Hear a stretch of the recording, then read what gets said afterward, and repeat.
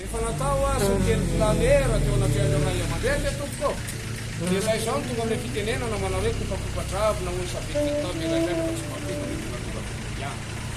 Tonga araka ny vaky volana izahay tompo. Manana dinika sy tapa fa tsy fanahy hoe diam-ponana mangataky ny ambosy izahay tompo fa anaja sy amin'ny finansanareo. Makasipaka indrindra.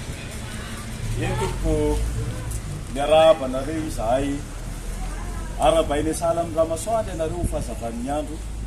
Arabainy toandra vola no fanalaizan'ny alina araba tsy misy akanavaka eny arahana ivavaka mba tsy hisy no latsaka andavaka.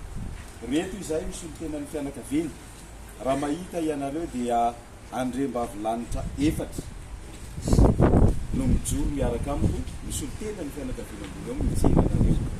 Midika izany fa amoaka zanakavavy izahay ka dia faly izay mandray anareo. Faly izay mijery anareo, mbola ho lava ny diniko, lava ny tafo, fa ny antenonay dia hoe tsy toroa mahalala ianareo, tsy laza mahafantatra ianareo, olo-kendro no hatrehanay ankehitriny, manamboninahitra sy manakajana ianareo ny tonga eto, ka dia ny teninay dia hoe apetrao re ny asina, fa rehefa mipetraka ny asina, ny aja, ny voninahitra, dia ho sokafana midanadana ho anareo ny varavara-pitiavanay. Sitaka tompolay, telona Yan tompo nitotobatana tanarena sy ambondrona tokoa ny savilana analakely sanatrika maraina fampitazana ny ariva amin'ny fampisana.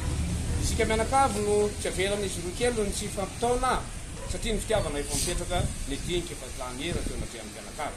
Fa izany naty izany anefa manakasina ny vohatra sy ny tanàna, manakasina ny toerana izay andohanana, manakasina ny varavarana izay hotikaina, ka dia mena aza mena voninahitra ianareo tompo tsy anaty amin'ny vavana tenilena mandevola vo tafiditra aty aminareo. Lasala amin'ny aéroport ka hoe aiza midievo afaka miditra fa tena fanajana iny tompoko fantatra fa misy ny asina tokony apetraka aminareo zay mijoro amin'izao fotoana izao ka dia